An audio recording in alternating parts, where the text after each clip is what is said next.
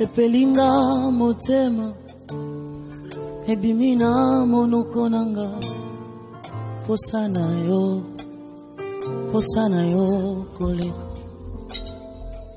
nazoluka na bomba tako bomba poso yetondi motema nanga na kati ya motema nanga posana yo kole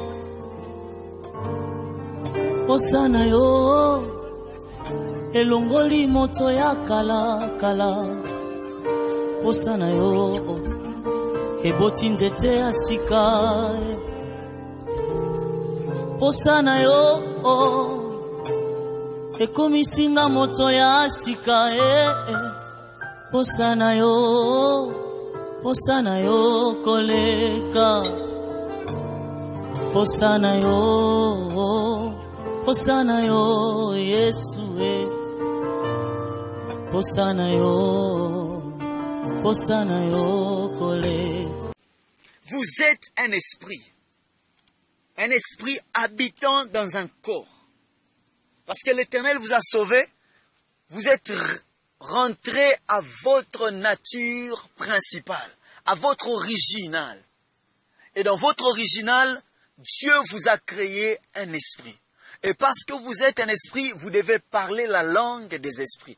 Dans 1 Corinthiens, il a été dit, dans 1 Corinthiens chapitre 14, verset 21, vous êtes avec moi. La Bible déclare que c'est par des hommes d'une autre langue et par des lèvres étrangères que j'ai parlé à ces peuples. C'est une promesse, bien-aimés. Vous devez parler en langue. Vous devez parler en langue. Yes, c'est une promesse. Mais lorsque nous prions en esprit, notre intelligence est stérile. Cela veut dire que nous-mêmes, nous ne savons pas qu'est-ce que nous sommes en train de dire et comment est-ce que l'Éternel est en train de prendre. Il est en train de prendre nos paroles. Il est en train de prendre nos désirs. Il est en train de prendre nos sentiments de l'esprit. Parce que dans Romains chapitre 8, 26, 27, la Bible déclare de même aussi l'esprit nous aide dans notre faiblesse. Et lorsque nous sommes faibles, dans d'autres paroles, la Bible parle de l'infirmité. Car nous ne savons pas ce que nous devons lui demander. Nous ne savons pas ce qu'il nous convient de demander.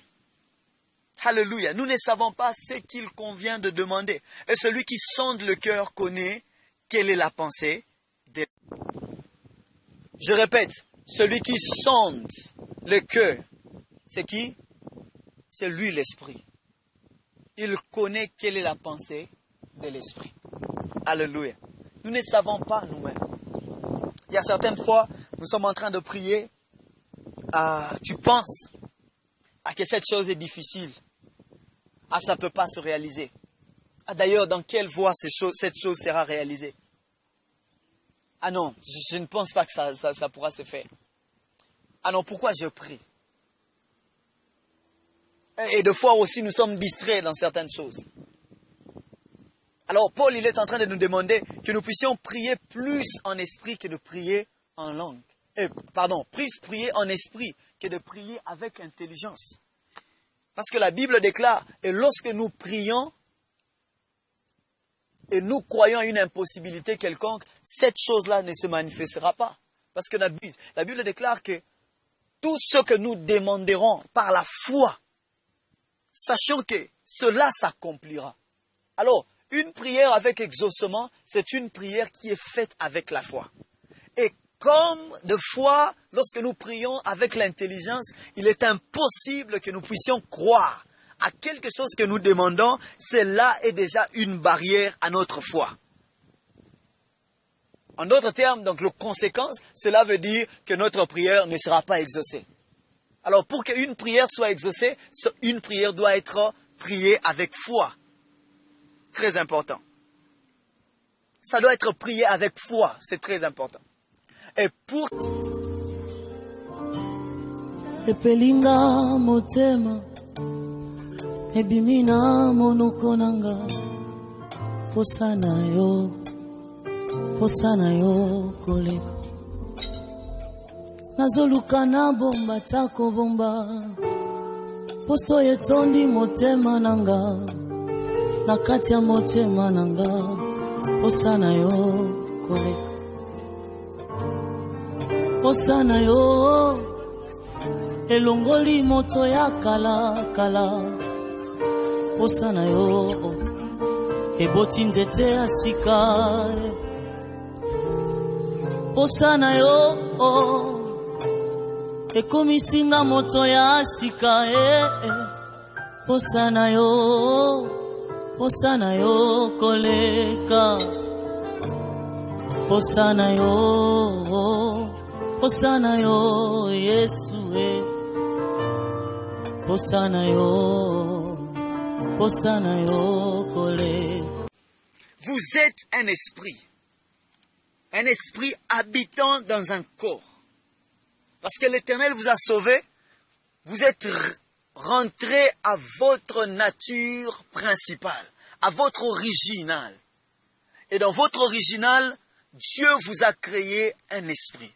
Et parce que vous êtes un esprit, vous devez parler la langue des esprits.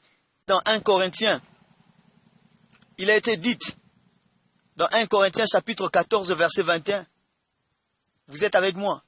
La Bible déclare que c'est par des hommes d'une autre langue et par des lèvres étrangères que j'ai parlé à ces peuples. C'est une promesse, bien-aimés.